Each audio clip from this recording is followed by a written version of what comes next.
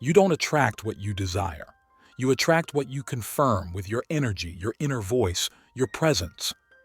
There is something no one ever taught you to use, and yet it decides your reality every single day. Your frequency.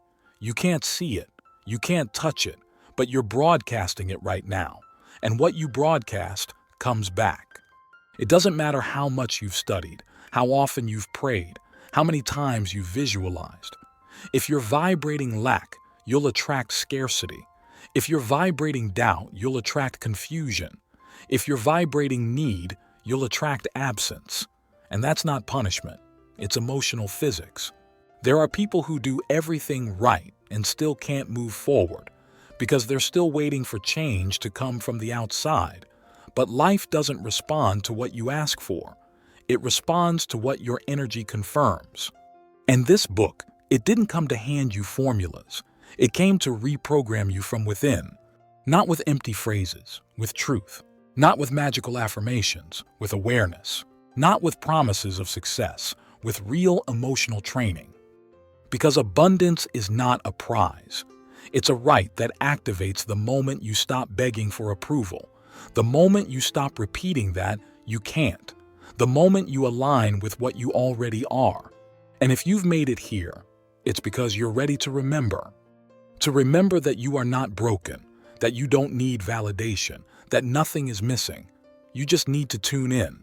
This is not a book of instructions. It's a frequency, an intimate conversation, an energetic download that will shake the way you speak to yourself, the way you see yourself, the way you stand in the world. Along the way, you'll unlearn the phrases you never should have told yourself.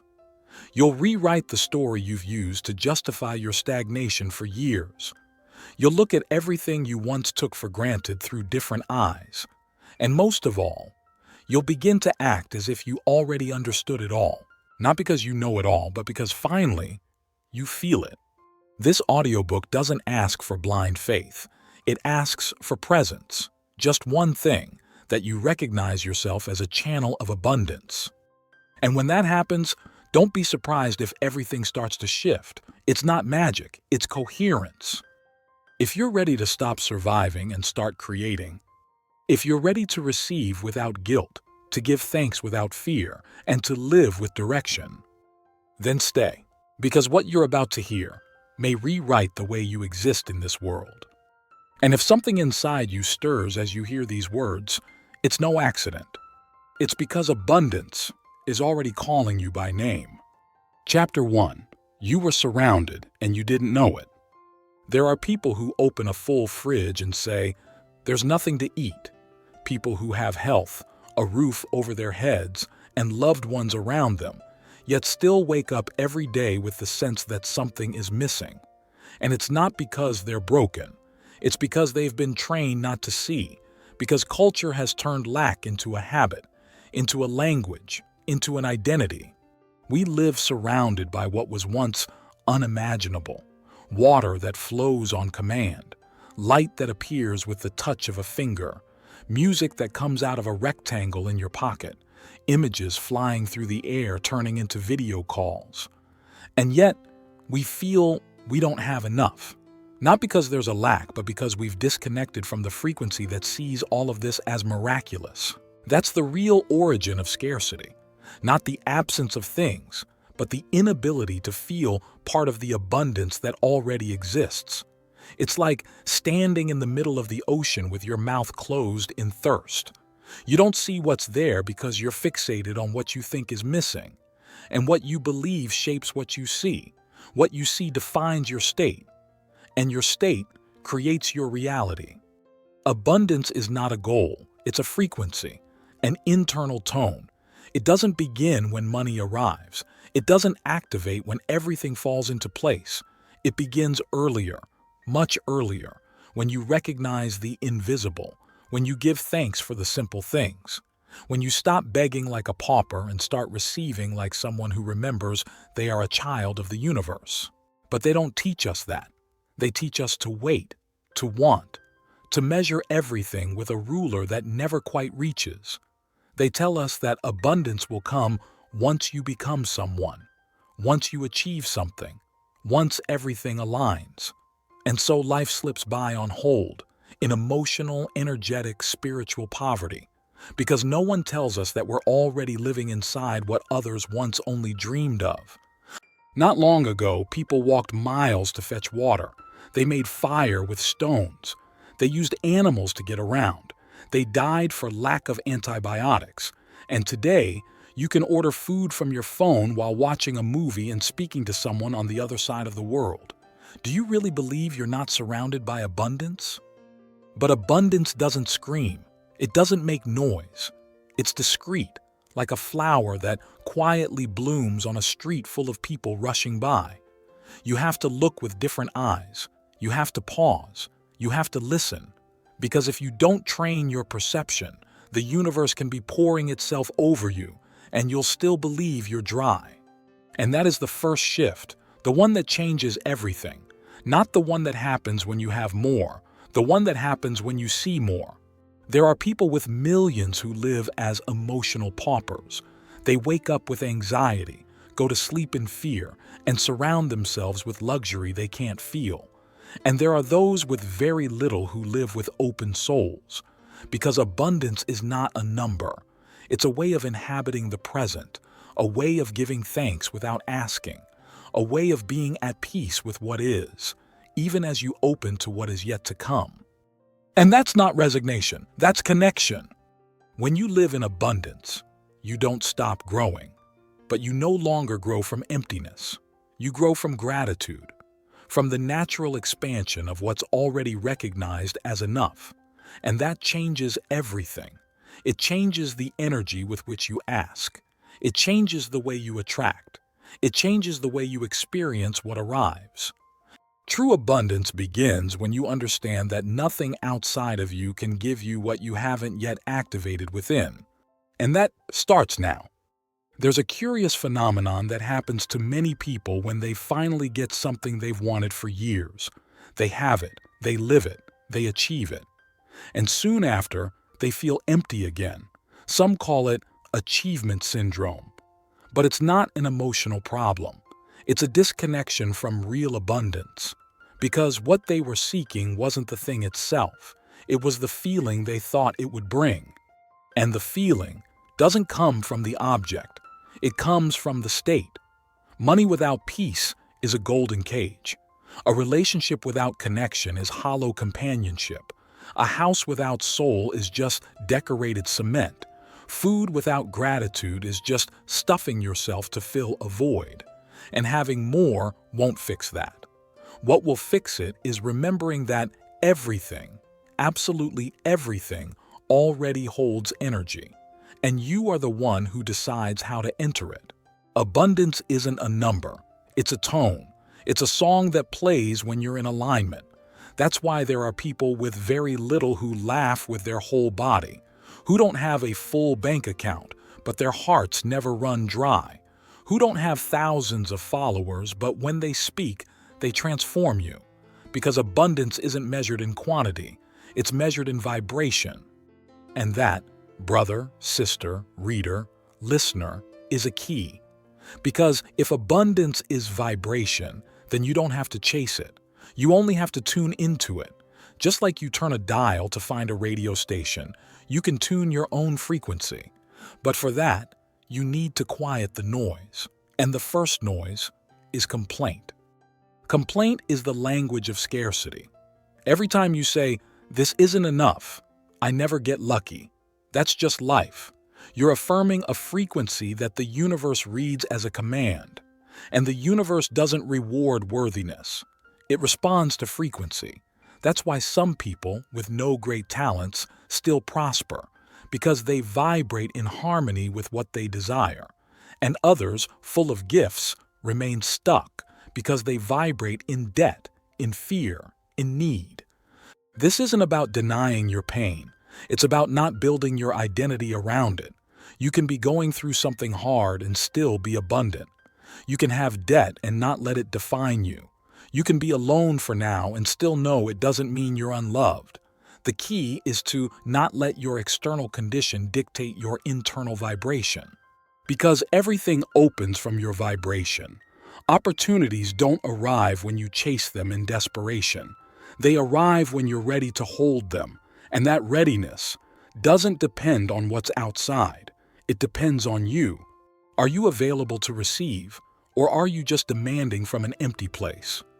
Asking for something you're not ready to sustain is spiritual sabotage. That's why the first thing you need isn't money, or a partner, or fame. It's presence, being here, with what is, seeing it, and being grateful for it.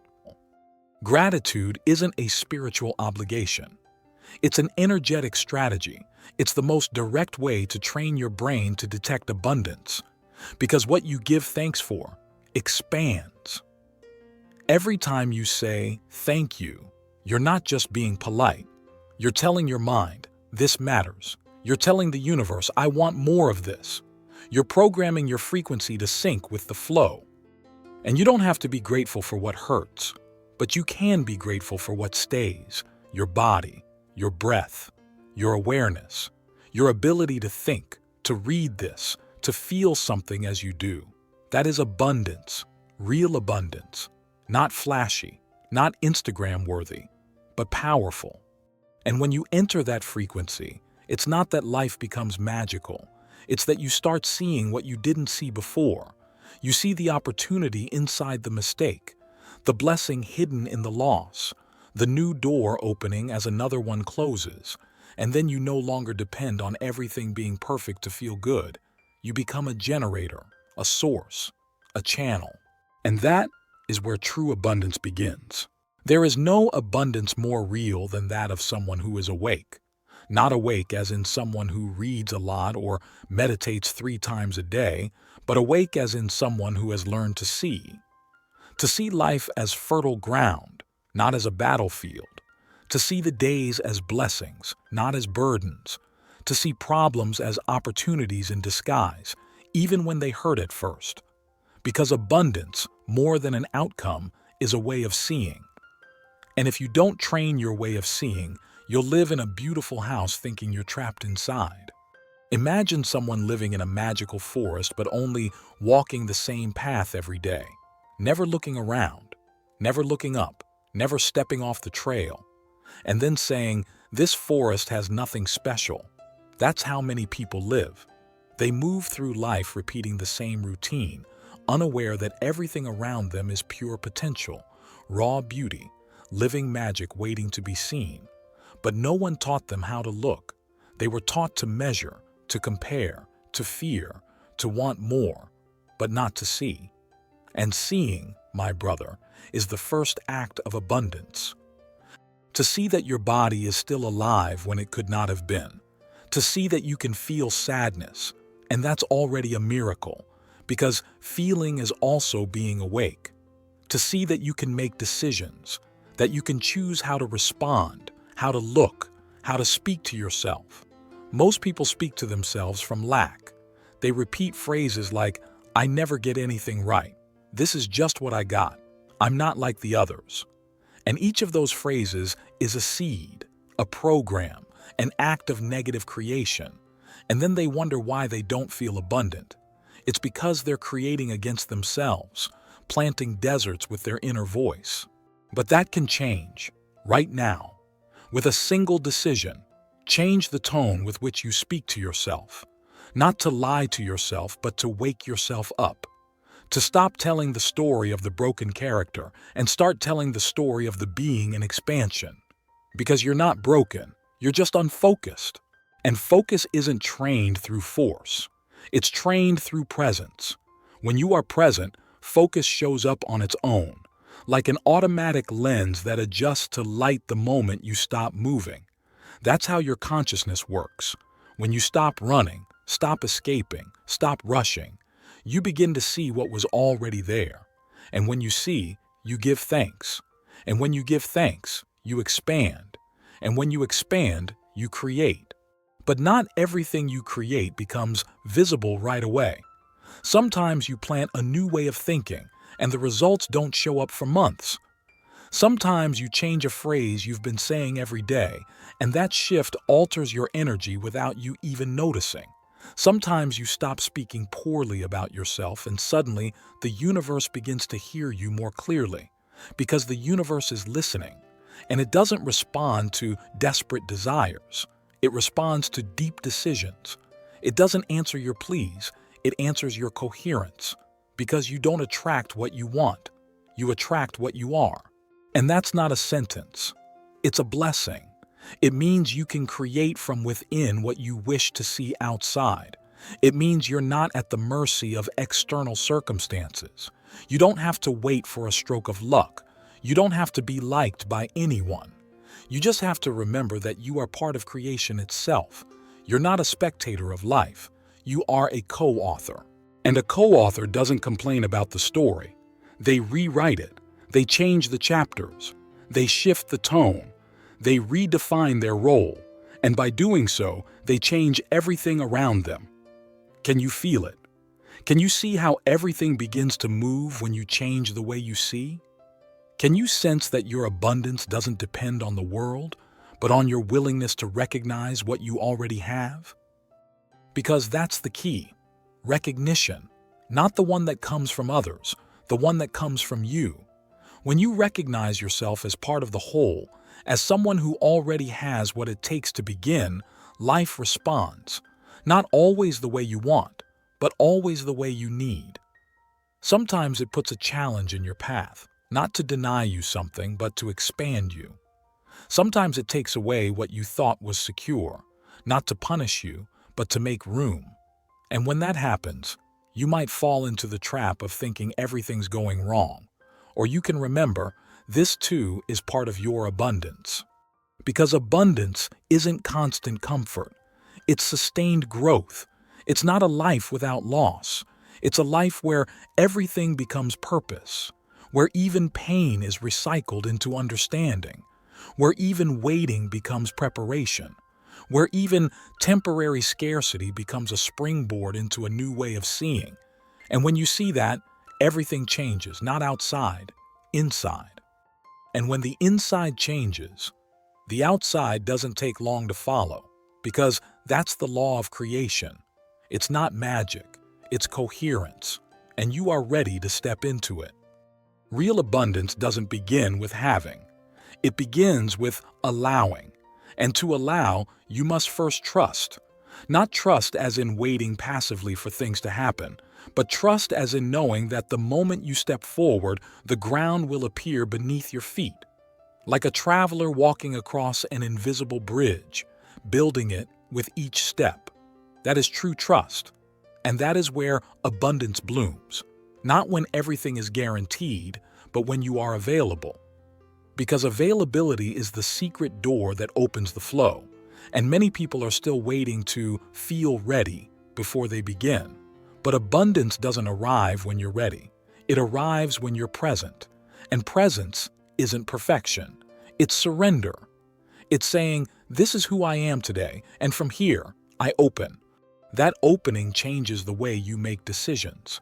Because now you no longer choose from fear of losing, but from the certainty that what is truly meant for you doesn't need to be forced.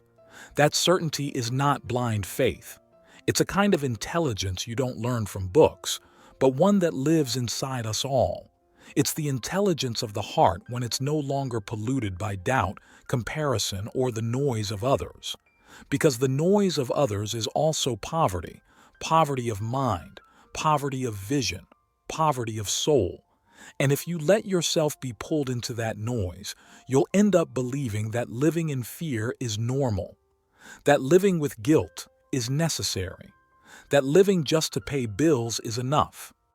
But you didn't come into this life to survive. You came to create. And creation is not born from fear.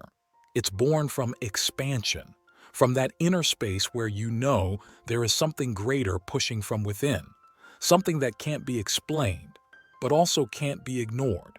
That is the seed of your abundance. And if you don't water it, it won't matter how much money you make, how many degrees you earn, how many people admire you. You'll still feel like something's missing. Because abundance isn't about quantity, it's about connection. And to connect, you must inhabit yourself. You can't connect with life if you're not connected to yourself. And you can't connect with yourself if you don't speak to yourself with respect. Listen to how you talk to yourself, how you name yourself, what you say when you make a mistake, what you say when you look in the mirror. Because those words create your frequency, and your frequency is your reality. Not because it's magical, but because it's magnetic. You attract what you confirm, not what you wish for, but what you deeply believe. You can desire abundance while constantly repeating, "I never have enough." You can want love while telling yourself, "I'm not worthy." You can visualize prosperity while sabotaging it with every thought of guilt, resignation, or unworthiness. And that's not fixed by repeating soulless affirmations. It's fixed by cleansing the root, by reprogramming the system, by learning to see yourself with new eyes. And that, brother, sister, begins with a gesture as simple as it is powerful, giving thanks for what you used to overlook, the sunlight streaming through the window, the taste of coffee, a message from someone who loves you, a hot shower, music that makes you close your eyes, the breath that flows even when you're not thinking about it. All of that is abundance, not decorative, real, substantial, vital. And when you recognize it, you start training yourself. You become skilled at detecting miracles. What once was routine now becomes richness. What once was obvious now becomes presence. And from there, everything shifts. Because you're no longer waiting for something outside of you to confirm you're okay. You already know. You already feel it. You're already living it. And then, the rest begins to arrive. Not because you need it to be happy, but because your inner state draws it in effortlessly. And that's where many people get confused. They think abundance is the result of success, but it's the other way around. True success is the result of inner abundance, of that place where you feel whole, even when something's missing, where you know you can keep going, even when something hurts, where you know your worth doesn't change just because the world is shaking. That inner solidity can't be bought. It must be cultivated, and you're already planting the seeds. Every word you read, every feeling that rises as you hear them, every memory that awakens as you go deeper, all of it is seed. And if you water it with presence, with gratitude, with attention, there's no doubt you will bloom. If you could look at your life from the outside, as if you were the screenwriter of a story, you might realize that most of the time you weren't actually lacking anything. You just failed to notice. Because the story is not about having it all. It's about discovering what you already have and using it to create something meaningful. Abundance isn't only experienced when everything is perfect. It's experienced when you can look at your reality, even with things unresolved, and still feel that you're on your way, that you already have something to build with, that you can still create. And for that, you don't need millions. You need vision.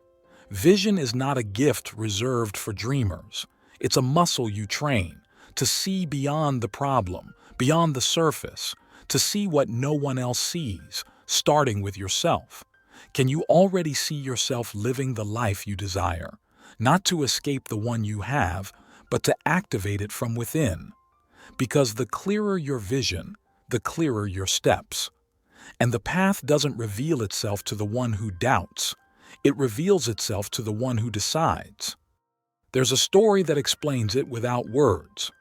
A farmer was walking through the forest when he stumbled upon a shiny stone. He didn't give it much thought and kicked it aside. Days later, another man passed by, saw it, picked it up, and discovered it was gold. The same object, two different eyes, two opposite destinies. That's abundance. Not what's there, but how you see it. Not what happens to you, but from where you interpret it. And if life is a jungle full of shining stones, then everything depends on your perception. If you train your eyes, you'll see opportunities where you once saw exhaustion. You'll see connections where you once saw competition. You'll see possibilities where you once saw limits. And that way of seeing doesn't come from cheap optimism. It comes from awareness, from knowing the universe isn't conspiring against you, nor especially in your favor. The universe responds to your coherence, and coherence is measured by the alignment between what you feel, what you think, what you say, and what you do. When all of that vibrates in the same direction, life flows. But when you're divided, when you want one thing but think another, when you speak with hope but act with fear, the field becomes fragmented. Energy gets scattered. The signs become confusing, not because life is punishing you, but because you're not yet aligned. Alignment isn't about controlling everything. It's about simplifying, returning to yourself, stopping the chase for what you don't need and returning to what you do, to the essential, to what you already have, to what you can use, enjoy, and appreciate. And from there, everything begins to arrange itself, because abundance is order, a soft kind of order, not rigid, an order that adapts but doesn't betray itself. And you can step into that order at any moment. You don't have to change cities, jobs, your body, or your life. You just have to change your presence, to be with what is, without judgment, to name it, to feel it, to be grateful for it, and then to act. Because action is also part of abundance. It's not enough to visualize. You have to move. You have to take steps. You have to touch matter. You have to get your hands in the soil. Visualizing is the first gesture. Acting is the second. And giving thanks is the third. And if you repeat that cycle again and again, you're in the frequency. And when you're in the frequency, life doesn't suddenly become perfect, but everything begins to make sense. And that sense is more valuable than any goal, because it makes you walk with joy, not because of what's coming, but because of what already is. It makes you savor your meals, even if they're simple. It makes you speak more honestly, even when others don't understand. It makes you see with more calm, even when there's noise. And so, you're no longer waiting for abundance. You're already living it. And whatever comes next will be a consequence, not a salvation. That's the key. Don't wait for abundance to arrive to feel good. Feel good, and you'll see how abundance recognizes your vibration and comes closer and finds its place and stays. Because abundance is not capricious. It's sensitive. It goes where it feels welcome. It goes where there's gratitude. It goes where there's peace. It goes where there is truth. And you are already opening the door. You are already tuning in. You are already letting this book in, not as information, but as a companion, as a mirror that tells you you're ready. Not because you know everything, but because, finally, you're listening. Not all seeds germinate at the same time. Some bloom in weeks, others in years. But all of them, absolutely all of them, hold within the perfect design of what they're meant to become. Abundance works the same way. Not everyone manifests it in the same form. Not everyone receives it in the same way. But we all carry it within. We were all born with the same potential to turn the invisible into experience. The difference isn't in destiny, it's in consciousness, in the way we live, in the way we see what has yet to blossom. And you, if you're reading or listening to this, it's because you already know. Or, at the very least, something in you remembers. It's not about adopting new beliefs. It's about letting go of the old ones, about shedding the identity of someone who needs to prove something, and beginning to embody the identity of someone who already knows. Not out of arrogance, but out of humility. Because what's inside doesn't need validation. It only needs to be recognized. And if this book has a deep intention, it is this: to help you recognize what you already are, to see your reflection without fog, to walk without the anxiety of arrival, to understand that life owes you nothing, but it denies you nothing either. It only waits for you to align, to make yourself available, to become a channel. Because when you are aligned, everything flows without force. Work becomes expression. Money becomes circulation. Love becomes presence. Success becomes natural expansion. None of these as a goal, but all of them as manifestations. And that manifestation cannot be forced. It must be allowed. Like when the sun warms a seed and it surrenders to the sprout.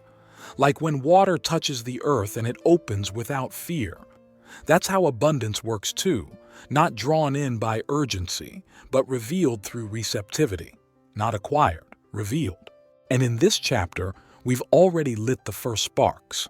You've started to release the idea that you need more. You've begun to see what was already there. You felt how gratitude is not a moral duty, but an energetic lever. You've begun to understand that abundance is far more than possession.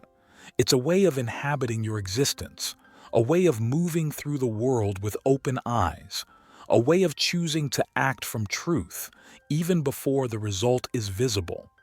And that changes everything. Because now, you don't need life to be perfect to feel whole.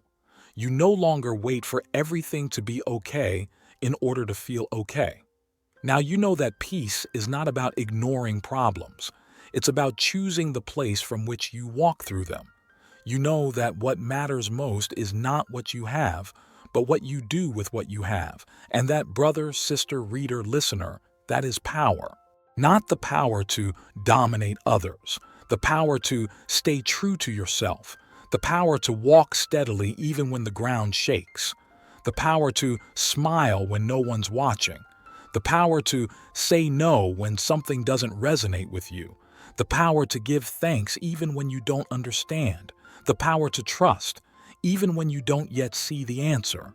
Because the answer doesn't always come as a sign. Sometimes it comes as silence. And in that silence, if you are present, something aligns. And when it does, the next step appears. Not as a reward, but as a consequence. And if there's one thing we'll be practicing throughout this book, it's this: to live as someone who already got it. Not from perfection, from intention, not from demand, from choice. Because when you choose to live from abundance, everything starts to move, sometimes softly, sometimes with force, but always in the direction of what you're ready to hold. And you are already getting closer to holding it, to receiving without fear, to creating without guilt, to expanding without asking permission. Because true abundance doesn't ask for approval, it only asks for space. And you're already making room. This chapter has been that space. A field planted, a frequency opened, a conversation with yourself, a door. What you do once you cross it no longer depends on the book. It depends on you. And if you feel it, keep reading, keep remembering, keep walking. Because abundance has already started speaking to you. And you, finally, are listening. Chapter 2. A Silent Revolution. There are people who don't need to raise their voice to break your spirit. They do it with a single phrase, sometimes unintentionally, sometimes without knowing the damage they're planting. That's not for you. You're no good at that. You can't make a living from that. And just like that, with words spoken in seconds, they implant within someone a sense of lack that can last a lifetime. Words that linger, even when the person who said them no longer remembers. Words that make you go quiet every time you want to show up. That make you lower your head every time you're about to ask for something. That make you smile with guilt every time you receive. Not because you don't deserve it, but because you were programmed not to allow yourself to. That's how internal poverty begins. Not with a lack of money, not with external scarcity, but with the words that take root inside you. And from there, you build your world. Because what you say doesn't just describe, it creates. What you name exists. What you repeat takes root. What you think vibrates. And what vibrates manifests. Have you ever stopped to listen to how you speak when no one else is around? How you refer to yourself when something goes wrong? How you tell your story when someone asks how you're doing? That repeated story, that constant narration, is the source code of your reality. Not because it's magic, because it's frequency. And you don't attract what you dream of. You attract what you confirm with your voice. And if your voice keeps repeating lack, even while visualizing millions, you're planting in infertile soil. Anna understood this. 38 years old, mother of 2, divorced, working in hospital cleaning. Every morning she'd look at herself in the mirror and say, "This is what it is," while tying up her hair. And that phrase, "this is what it is," wasn't acceptance. It was resignation. It was a no disguised as maturity, a phrase she inherited. She'd heard her mother say it for years. One day, while cleaning a room where a terminal patient had just passed away, Anna found a forgotten notebook. On the first page, written in blue ink, was a single sentence. "Everything you say sticks to your body." She laughed, but that phrase haunted her for weeks, until one day, instead of saying, "This is what it is," she murmured, "this is where I'm going to begin." Nothing miraculous happened that week, but something shifted. She began to look at herself differently, to speak differently, to tell her story with less shame. And then things began to happen. She was offered an internal training. She signed up. She spoke at a meeting. They listened. Months later, she was working in administration. Same hospital, same Anna. Just one difference: the language she used to narrate her world. That story isn't magical. It's coherent. Because language is the energetic architecture of your life.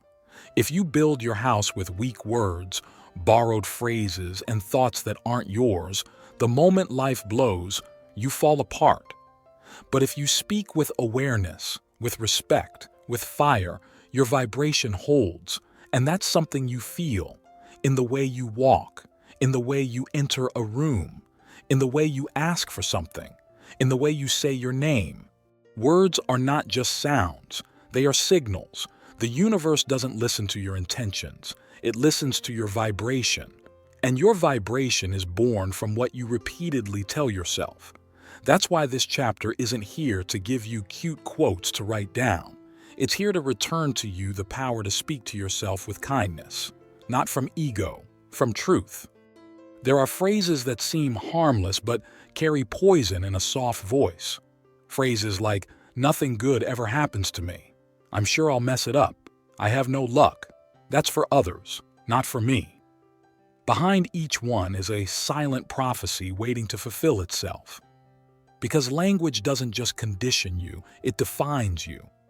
And the most dangerous part is that many of those phrases aren't even yours. They're echoes. Echoes of a grandmother who lived in fear, of a frustrated father, of a teacher who never saw you. And you adopted them without even realizing. You repeated them to fit in, to avoid seeming ridiculous, to protect yourself. And without knowing it, you wrote a biography that doesn't belong to you. There's a kind of poverty that doesn't show up in your bank account, but in the way you respond to a compliment. "That came out great." "No, it was just luck." "How did you pull that off?"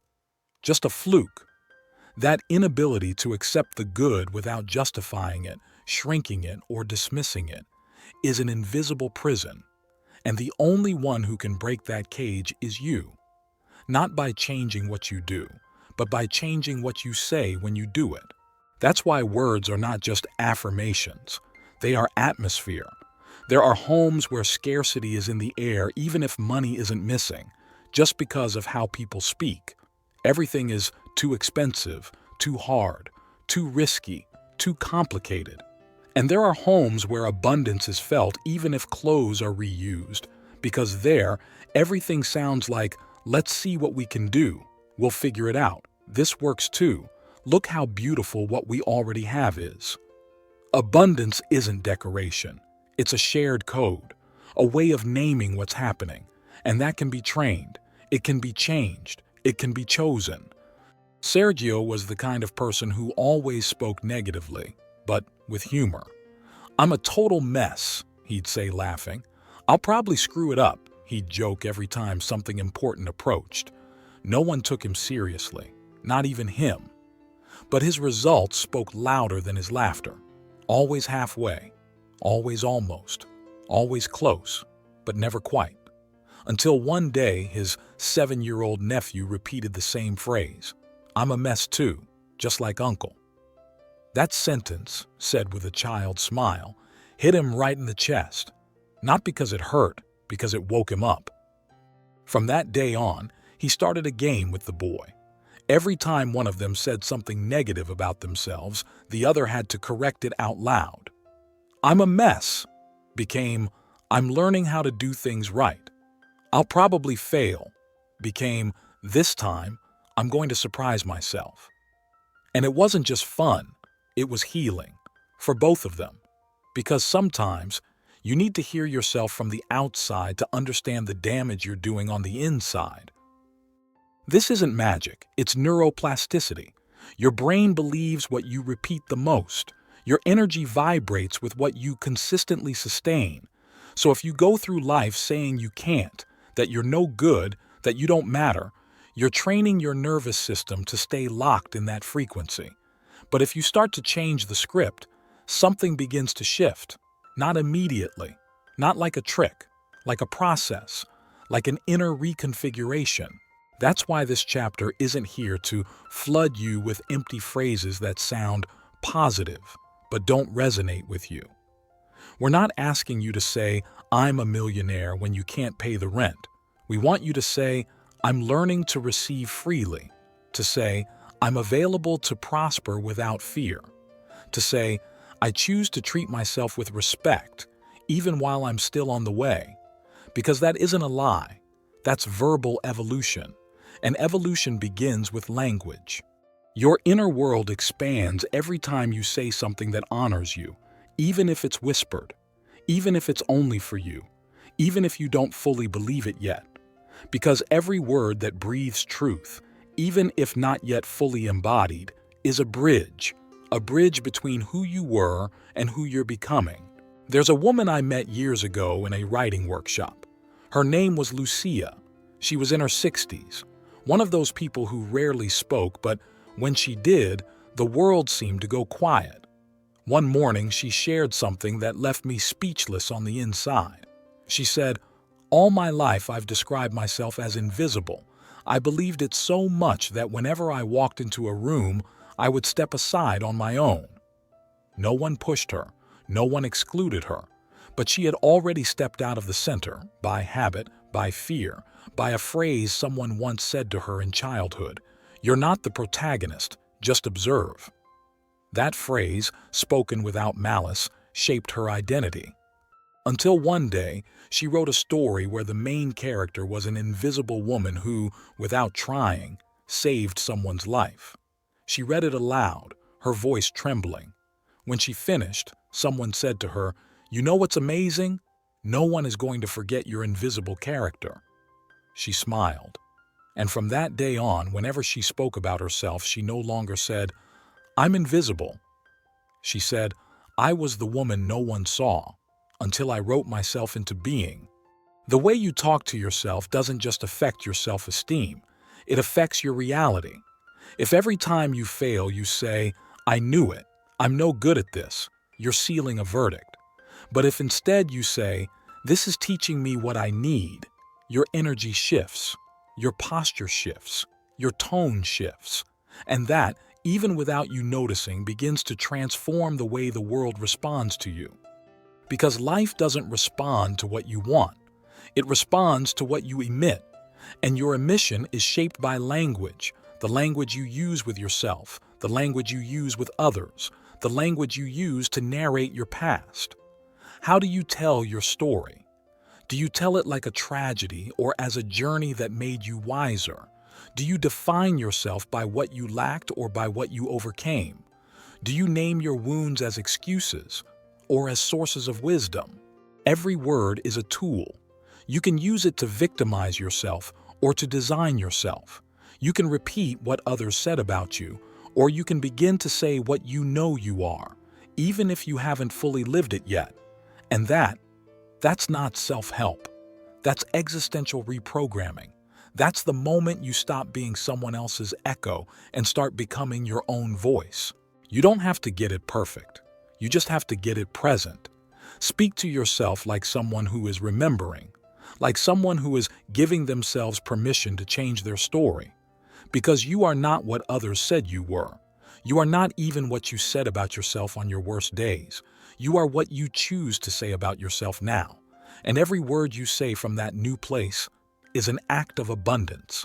Abundance isn't just about receiving good things. It's about stopping the repetition of harmful things.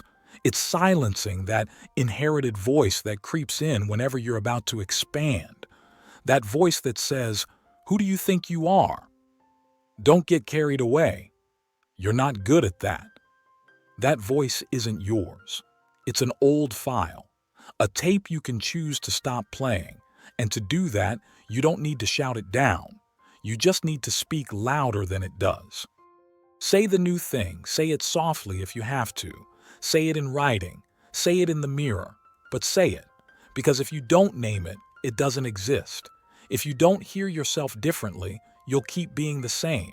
And if you stay the same, even if the world changes outside, you'll remain at the same internal point. And that is what we're breaking here. There are people who bless others with the way they speak. Not because they use fancy words, but because it's clear they're connected to what they say. They speak from a place that isn't trying to impress or correct or prove anything. They speak like someone who's crossed a storm and now knows the warmth of sunlight. They don't preach. They don't compete. They simply speak. And in that simplicity, there's a strength that doesn't need to raise its voice. The same is true for you. The way you speak to yourself can be the voice that unlocks you, or the one that locks you up. And here's where many get confused. They think that to attract abundance, they have to repeat phrases like mantras. "I'm rich. Everything goes well for me. I'm successful." But they say it from a place that doesn't believe it. And so there's no magic, because there's no connection. Words have power, but not on their own. They have power when they rise from the same place your breath comes from. That place where you're not pretending, where you're not trying to convince yourself, where you say what isn't visible yet, but you can feel it, even just a little, even just as a seed. And from there, yes, from there, a phrase can change everything, because you're not lying, you're activating, you're giving direction to your energy. And for that, you don't need perfect phrases. You need only one thing: honesty. What words wake you up when you say them? What phrase, your own, created by you, brings you back to center when you're falling? What words can you say when you look in the mirror without masks, without guilt, without pressure? That's where your new language begins. The language of abundance isn't learned, it's remembered. It's built day by day in the way you say, "Today is a good day," even when it's cloudy. In the way you say, "This serves me too," even when it hurts. In the way you speak to the person who serves your coffee, who cleans your street, who listens to you, even the one who doesn't understand you. Because the way you speak to the world is the way the world begins to speak back to you. And if you constantly speak from complaint, life will answer with more things to complain about.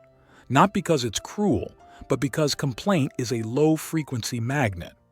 A phrase like, "This always happens to me," gives the universe permission to repeat itself.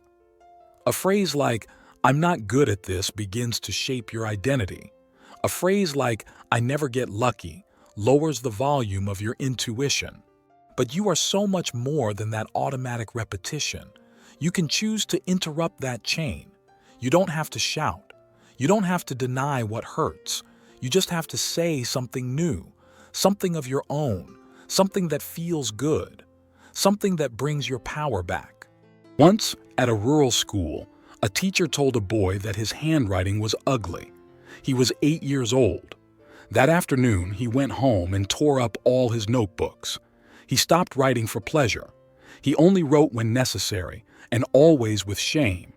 Years passed.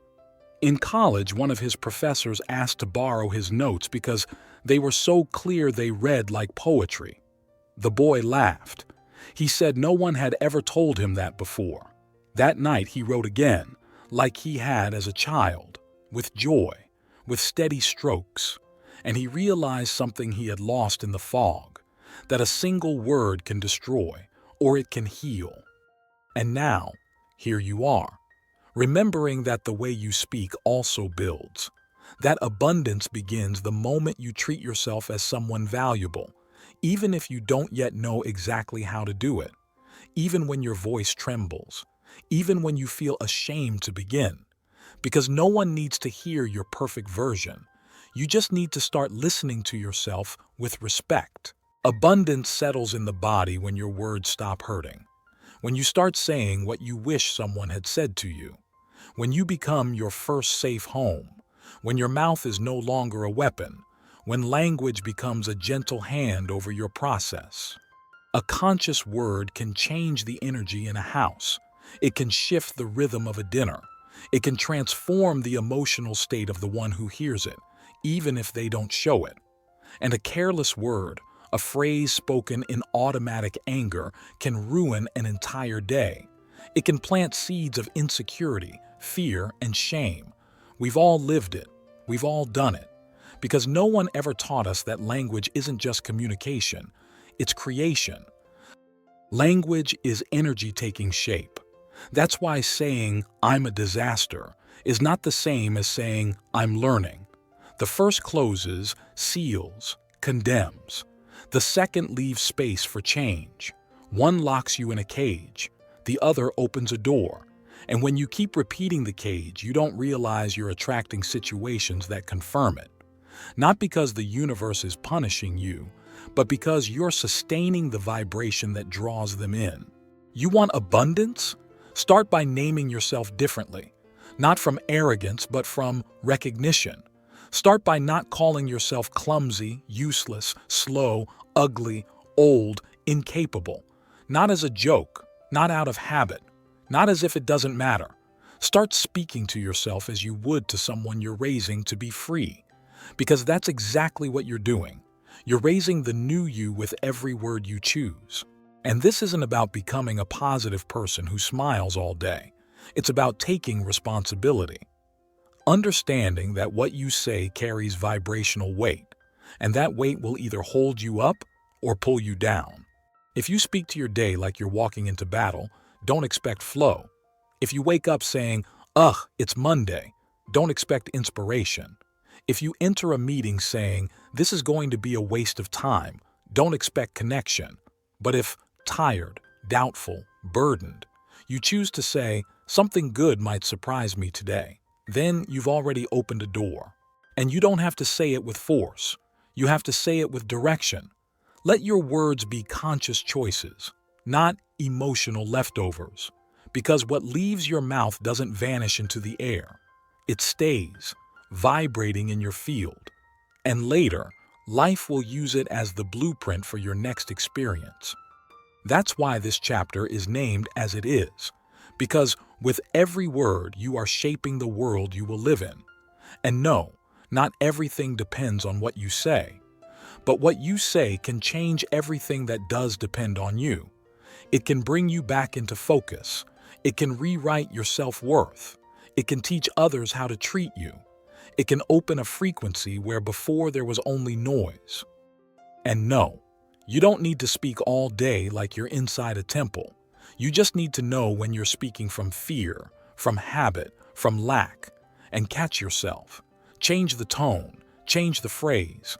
Learn to stay silent if you have nothing to say that builds you up, because silence too is a tool, a rest, a shift in vibration. There's a story of a man who would go every day to a public square, sit alone, and look at the sky. One day, someone asked him what he was doing there every day. He replied, "I'm undoing the phrases they told me when I was a child. Every day I release one word." When asked how long he had been doing this, he said, 10 years. "But I'm almost done." We don't know if that story is true, but what is true is that we all carry words we didn't choose, words that don't belong to us, words that hurt us, words that still name us even though they no longer define us. And you can begin to let them go, one by one. You can speak to the child you once were. You can tell them what no one else did. You can soften the tone. You can break the pattern. Because that, too, is abundance. The courage to name yourself from scratch, to rebuild your world with a new language, one that holds you, one that doesn't deny you, one that never condemns you. Some phrases never return, but they leave echoes, like the ones you said in crisis, the ones you whispered in the dark, the ones you shouted at your reflection, the ones you used to numb, the ones you hurled before you could be hurt, the ones you said to protect yourself, to betray yourself. And even if that moment has passed, the echo remains. What you said is still vibrating in your field. And every time a similar situation arises, that old phrase plays again, like an automatic recording, like an alarm that no longer protects you, but still rings. That's why this chapter wasn't written to give you hollow affirmations. It came to return to you the power of narrating yourself from a different place, to return to you the art of speaking with awareness, to teach you to choose each word as someone building a home, not someone throwing stones, to remind you that language is not just communication, it's internal architecture, it's energetic direction, it's constant self-definition. And you are doing all of that right now, while you think, while you speak, while you name your experience. You are designing your reality not only through what happens, but through how you tell it. And once you realize this, you can no longer speak to yourself the same way. You can't use your voice as a whip. You can't keep repeating phrases that erase you. Because now you know, what you say doesn't disappear. It stays. It shapes you. It moves you. It limits you. Or it expands you. And you, who are reading this, are no longer the same person you were a few minutes ago. Because something in you has already understood. Naming yourself differently isn't symbolic. It's an inner revolution. It's a shift in frequency, a turn of the wheel in the course of your existence. You don't have to believe you're perfect. You don't have to be enlightened. You only have to be willing to stop speaking to yourself like your worst enemy. Because when you speak to yourself with respect, your energy shifts. And when your energy shifts, the world rearranges. Because the world responds to you, even if you don't realize it, even if you can't see it, even if you don't fully believe it yet. There's a scene I can't forget. An older, elegant woman gave a cookie to a child while waiting in line at the bank. The boy asked, "Why are you giving this to me?" And she, without even looking at him, replied, "Because we all need something sweet to remind us we matter." That phrase, spoken so casually, without effort or solemnity, broke something open in me. Because that's language used well. A sentence that enters uninvited and stays behind like a seed. You can speak like that too. Not with pretty words, but with words that are alive, with words that serve, that connect, that light something up, that heal. Start with yourself. Say something you don't usually say to yourself, not to convince yourself, but to break the old script. Say, "I'm learning. Today I'll try something new. I allow myself to make mistakes without tearing myself apart. This counts too. I don't need to have it all figured out to move forward." Say what you needed to hear 10 years ago. Say what would have changed your life if someone had said it to you. Say it now. It doesn't matter if you don't believe it all the way. Your body will register it. Your soul will feel it. And a part of you will begin to shift. Because no one taught you to speak to yourself with love. No one trained you to name yourself with gentleness. But now, finally, you're learning. Not from romanticism, from awareness. Because now you know that love is not an idea. It's a practice, a way of seeing, a way of touching, a way of speaking. And when you speak with love, even in discomfort, even in anger, even in frustration, something begins to heal. That's the deeper message. Your voice can be medicine or it can be poison. And you choose, in every conversation, in every thought, in every internal whisper. You have the power to create a softer world, a clearer one, a more real one. Not a perfect world, a real one. And reality is not imposed. It's created. With the words you use, with the language you choose to explain what you live, with the story you decide to hold. Because one thing is what happens, and another is the story you tell about what happens. And that story, if told well, can save you. Don't wait for everything to be in order to start speaking to yourself differently. Start now, from the mess, from the chaos, from the doubt. Because that's when a new language is needed most. One that doesn't judge you for not having it all together. One that walks with you. One that names you as someone already on the path, not someone broken. And if one day it's too hard to say something kind to yourself, then don't say anything. But don't repeat what destroys you. Let silence be your transition, not your prison. And when something in you is ready, begin to speak to yourself like someone building themselves back up, word by word, like someone laying a foundation for a house. And that house, that world, that reality, it's going to take your shape. It's going to carry your truth. It's going to hold your vibration. And in that moment, you'll know you're already living in abundance. Because there's no wealth more real than the way you've learned to speak to yourself. Not every miracle sounds like a miracle. Sometimes it sounds like a whisper, like a word spoken at the right time, like a phrase so small it opens a whole new world, like when a child hears "you can do it" for the first time and never forgets, like when someone in the middle of chaos hears "this too shall pass" and chooses to breathe a little deeper. That too is abundance, not just what you have, but what you stop repeating. Abundance is built word by word, gesture by gesture, not in grand moments, but in the everyday, in how you speak to yourself when you fail, in how you hold yourself when you don't know what to do, in how you allow life to start again, even when not everything is resolved. Sometimes changing a single word is enough to shift the entire atmosphere, not saying "I can't," but "I don't know how yet." Not saying "this always happens to me," but "this time I'll respond differently." Not saying "this is just how I am" as a sentence, but as a starting point. Language is a fabric. Every word is a thread, and you are weaving the story you live in.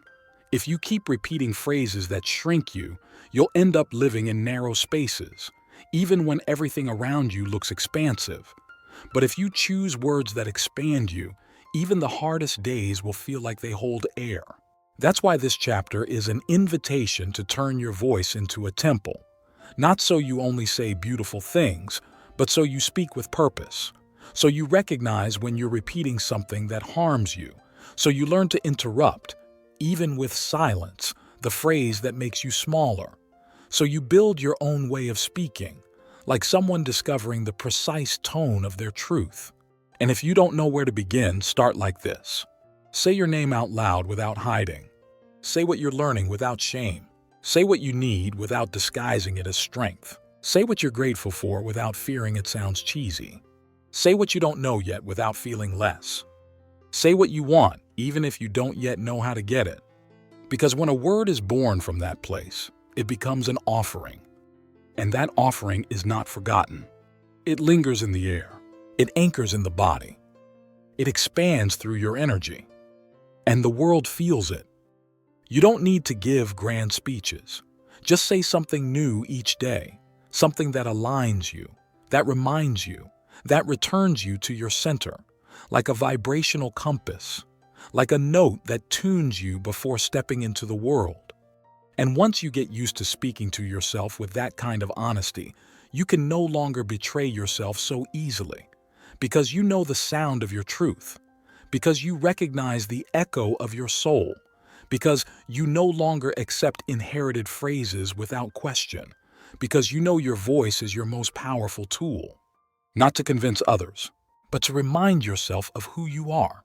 And when that happens, your reality shifts without noise, not by magic, by silent revolution. Chapter 3. Becoming Human Again. Sometimes all it takes is closing your eyes to see more clearly. Just a few seconds of shutting out the world and letting the mind draw what doesn't exist yet. And in that instant, that silent moment where no one demands anything from you, the truth begins to appear. That you already know what you want. You've seen it many times. You felt it like an intuition, a sudden flash, a movie not yet made, but you didn't speak of it, or you forgot it, or you hid it for fear of seeming naive. Most people don't suffer from a lack of resources. They suffer from a lack of permission. They don't allow themselves to dream big. They don't allow themselves to envision a different life. They don't allow themselves to imagine that what they long for is not only possible, it's already calling them. But they can't hear it because they're too busy putting out fires that don't belong to them, surviving in a borrowed reality, fulfilling expectations someone else wrote. And so time passes, and imagination becomes noise, and life turns into reaction. And what once was a clear dream now lingers as an echo. A would have been nice, a maybe in another life. But no, it's not another life, it's this one. And it's still waiting for you to pause, to close your eyes, to see it again. Because everything that exists today was once invisible. Everything you touch, everything you use, everything you enjoy was once just an idea, a mental image, an impulse someone chose to honor, from the light bulb to the telephone, from the vaccine to the piano, from the chair you're sitting on to the book in your hands. All of it was imagination before it became matter. And if the world is full of objects that were once ideas, why do you keep believing that what you imagine is just fantasy? Who convinced you that daydreaming was a waste of time? At what point did you stop trusting the part of you that sees what isn't visible yet? To visualize is not to escape. To visualize is to remember what your soul has already seen, what your energy already knows. It's letting your future image call to you from the other side, not to rush you, but to guide you. Because when you imagine with intention, when you see what you desire with detail, with love, with presence, the universe does not remain still. Your biology changes, your field adjusts, your decisions begin to align with it, and what once felt distant begins to take form. This isn't magic, it's neuroscience, it's energy, it's practical spirituality, and you, without realizing it, already do it. Every time you worry about something, you're visualizing, you're imagining the worst, and your body reacts as if it were already happening. You tense, you panic, you spiral. So why not use that same power in your favor? Imagine something you actually desire, a scene, a moment, a feeling. Visualize it without pressure, not like someone forcing a prophecy, but like someone having a conversation with their destiny. And then let it go, not to forget it, to trust, to let life know you've understood, that you don't need proof, that you are available. Because the power isn't in imagining with force. The power is in imagining with truth, from an authentic desire, from what resonates with your soul, not from hollow ambition, not from ego, but from the natural expansion of someone who allows themselves to live closer to what already beats inside them. And that's where this chapter begins, in the place where your closed eyes speak louder than your words, in the space where your inner world begins to sketch the map that life needs to lead you toward your destination. Because you're not a spectator, you're the screenwriter, you're the actor, you're the director, and this scene is just beginning. There's a story that hasn't been told, but millions have lived it. The story of a person who imagines something in secret, guards it like someone protecting a flower in the middle of winter, and then, when they finally try to show it to the world, they're laughed at, or discouraged, or told it's too late, too hard, that too many others are doing the same. So the flower hides. It doesn't die, it retracts, it waits. That flower is you. It's the part of you that hasn't yet dared to reveal itself, not because of a lack of ideas, because of fear of how others might look at you. sometimes disguised as humility, sometimes dressed up as responsibility, but always rooted in fear. And that fear stems from the habit of only imagining what we believe is possible.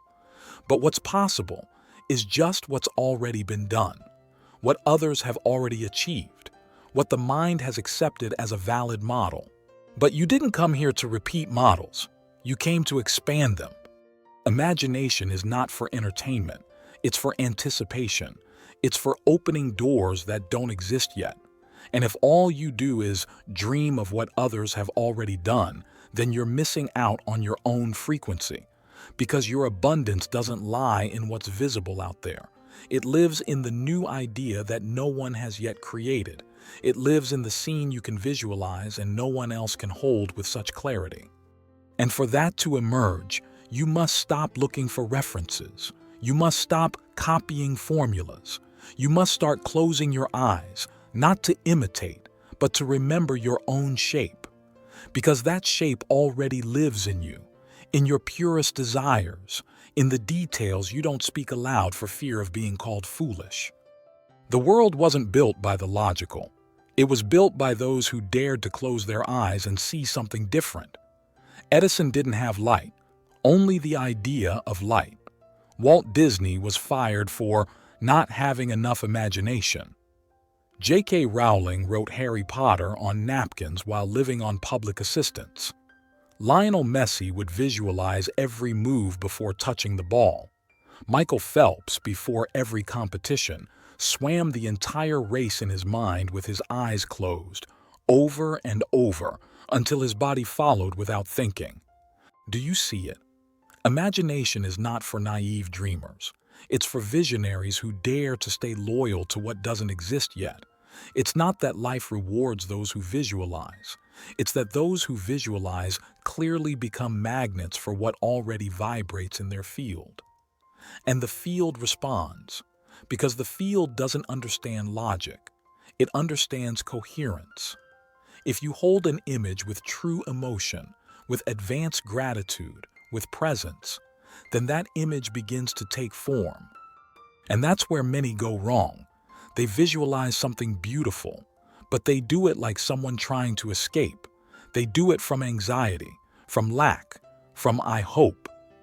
But imagination doesn't activate with urgency. It activates with devotion, like an artist who paints without knowing if the painting will sell, like a musician who composes without knowing if anyone will listen, like a child who draws dragons in their notebook simply because if they don't, they'll remain trapped inside. That is the energy that opens paths. Visualize from a place of playfulness, from surrender, from connection. Do it in silence. Don't tell everyone, not to hide it, but to protect it. Because new ideas are fragile at first. They need warmth, not judgment. They need practice, not opinion. They need you to look at them with love every day as if they were already real, because in some way, they already are. And if it feels hard, begin with a small image, a simple scene, you waking up in peace, walking through your home calmly, opening a door and knowing that the day ahead will hold meaning, hearing your name in a conversation that honors you, feeling gratitude for something that hasn't arrived yet, but is already forming. Play with that. Don't force it. Don't turn it into pressure. Do it with the same spirit as someone who lights a candle in the dark, not to brighten everything, but to remember that there is light. And that light is yours. No one gave it to you. No one can take it away. You just have to let it out. And for that, you first have to see it, within, as an image, as a heartbeat, as a promise, as a song without lyrics, but one you can already hear. There's a scene no one films, but it changes the course of a life. It doesn't happen on stage or in a boardroom or a stadium. It happens in the most intimate solitude. A person sitting alone, in silence, staring into space, while holding an image they've never shared.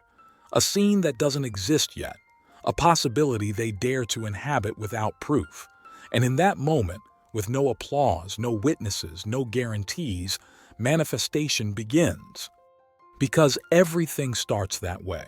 Not with doing, with seeing, with holding, with creating from within.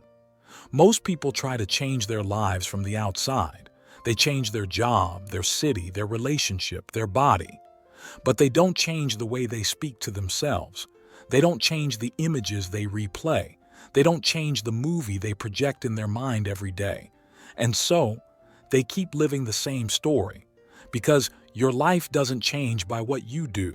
It changes by what you imagine while you do it. You want to attract abundance. You want to live with purpose. You want to feel that your life has direction. Start by observing your daily visualizations, not the ones you do during meditation, the ones you have while washing the dishes, while waiting in line, while staring out the window on public transport. What images show up there? Do you imagine arguments? Do you imagine failure? Do you picture yourself defending, losing, shrinking? That too is visualization. And each time you repeat it, you're giving life instructions, not to punish you, but to reflect what your vibration confirms. And so it arrives, and you say, "See, this always happens to me." But what you didn't see was that you'd already been replaying it inside. You had already recreated it long before it showed up. That's why wishing is not enough. You have to visualize with intention. You have to imagine with your body, with sound, with texture, with true emotion, like someone painting with closed eyes but feeling the color on their fingertips. You want abundance? Then don't just visualize money. Visualize yourself feeling worthy, walking with peace, buying without guilt, receiving without shame, doing what you love without feeling like you're wasting time. Feel the expansion, feel the freedom, feel the space around that scene. You want love? Don't just picture someone arriving. Picture yourself loving yourself first, opening the door from a clean place, without need, without urgency, without fear. Visualize yourself being loved before receiving it. You want health? Don't just see perfect medical results. Visualize your body saying thank you. Visualize your cells aligned. Picture yourself moving with joy, eating with presence, resting in peace. Picture yourself listening to what your body says before it screams. And if it's hard, because you've never done it, because it feels ridiculous, because you don't know where to start, then keep it simple. Sit down. Close your eyes. Think of one moment in your day you'd like to live differently and recreate it. Like a film director making a new cut of an old scene. Change the tone, change the music, change the emotion, change your expression, change the ending, and repeat it. Not like someone memorizing, but like someone embodying. Like someone who decides that if they can imagine it, it's already on the way. Because the mind doesn't distinguish between what you see and what you believe. And if you hold it with emotion, your body will start acting as if it were true. Your decisions will begin to align, your words too. And then, life starts to cooperate. Because that's what life does. It doesn't respond to what you beg for. It responds to what you vibrate. And what you vibrate begins with what you imagine. There's a trap that catches many creators. The "when I have, then I will" trap. When I have time, I'll write. When I have money, I'll start my business. When I have love, I'll allow myself to shine. But time passes, and the when never comes. Not because life refuses to give you what you dream of, but because you haven't yet embodied the frequency of what you desire. You can't wait to have in order to begin being. You have to start being, and then having comes as a result. You want to write a book, but you don't write a single line because you don't have a publisher. You want a beautiful relationship, but you can't even sit in peaceful solitude for a while. You want financial freedom, but you can't celebrate that you paid a bill. You want something to change, but you don't change your energy. That, brother, sister, is what blocks creation, not reality. Your emotional delay, your spiritual postponement. But that can change. Today. now. Because visualization is the first step, but activation begins when you start acting as if you're already there, not from illusion, but from coherence. You want to live in abundance. Then organize what you have. Treat your space as someone who values their environment. Dress like someone who respects themselves. Eat like someone who gives thanks. Speak like someone who is already creating. Move with presence. Walk not as someone escaping, but as someone choosing. Pay with gratitude. Receive without guilt. Offer without fear. That is living as if. That is manifesting through action. That is telling life, I'm ready. Because you're not playing a role. You're remembering your most aligned version. The one that already exists but had been asleep. The one that awakens when you begin to behave like someone who already understands that life owes you nothing, but offers you everything. And that offer, which sometimes feels invisible, lives in the details. In how you pour a glass of water, in how you speak to yourself in the mirror, in how you greet someone without expecting anything in return, in how you stand in front of a decision, in how you celebrate the little things. Did you know there are studies showing that people who celebrate small victories are more likely to reach big goals? Because every celebration tells the body, we're on the path. And the body responds and aligns and becomes a channel. And it doesn't matter if you haven't achieved it all yet. What matters is that you're already treating yourself like someone who can. What matters is that you no longer need external proof to feel worthy. What matters is that you're no longer punishing yourself for not being there yet.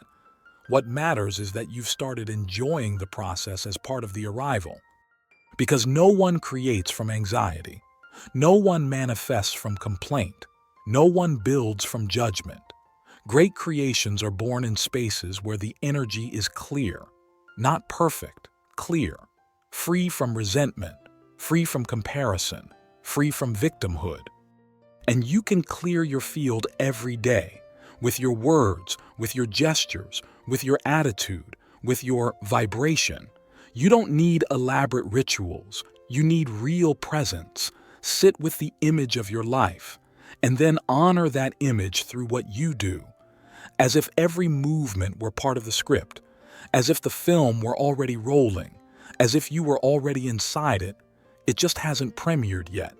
And there, right there, is where magic begins, because you're no longer waiting. You are, you exist, and then everything else begins to align.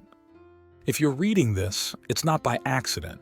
You're here because something in you has already started to shift. Maybe it's not visible yet, but your field is different now. Your thoughts no longer run on autopilot. Your attention doesn't drift as easily. Your body begins to respond with a new softness.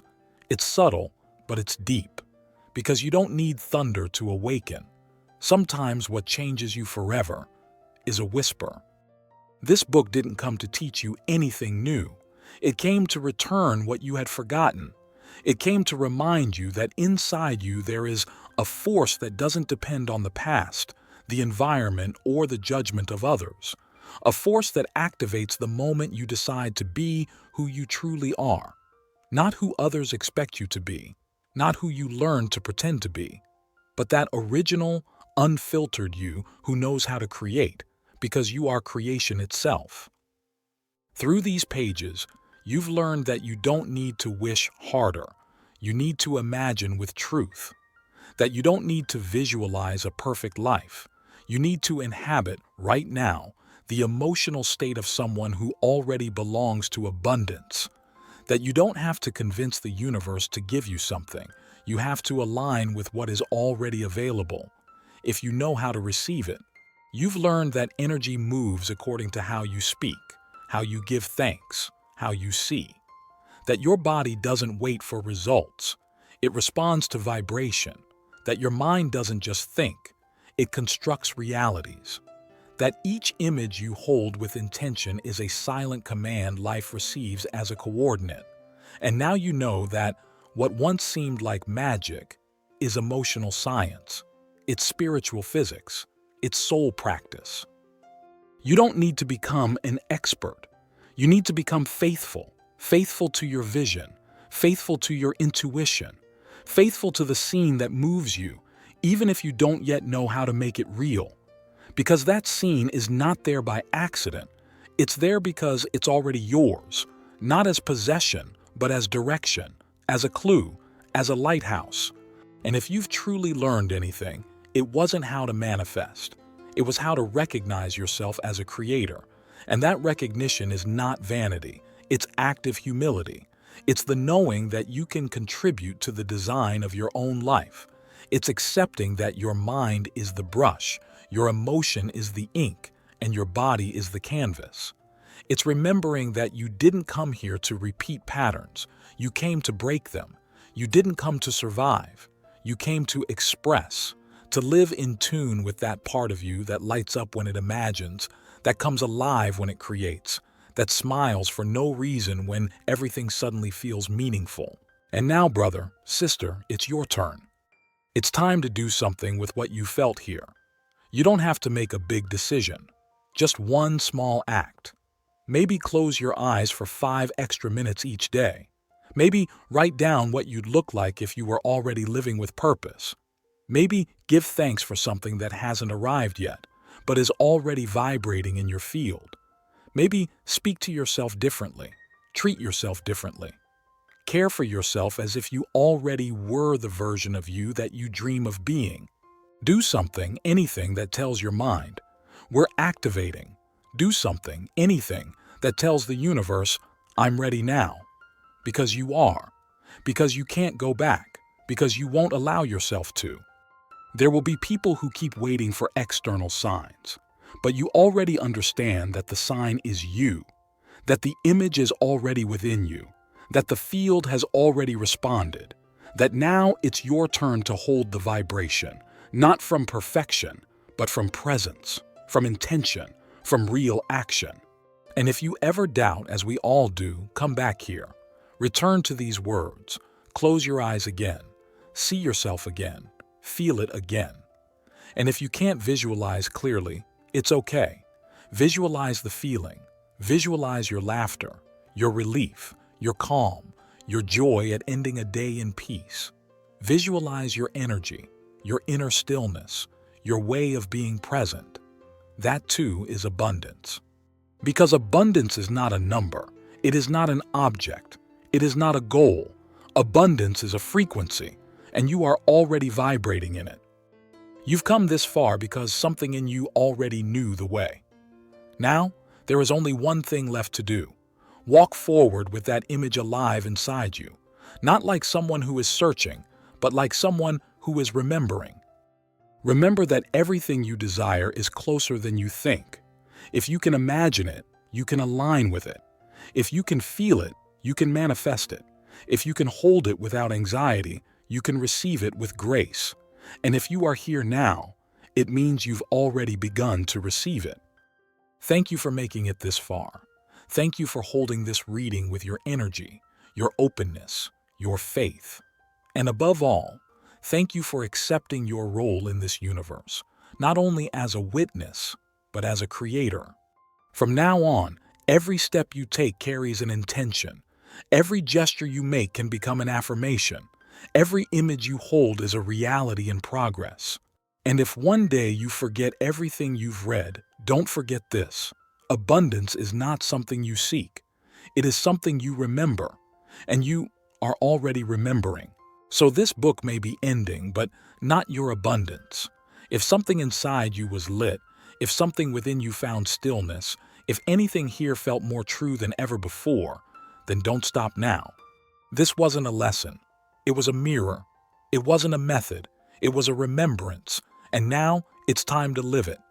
Here at Let There Be Light, we will keep walking with you, with more books, more words, more frequencies that bring you back to yourself. We'll see you in the next audiobook. And until then, remember this. Abundance is not something you chase.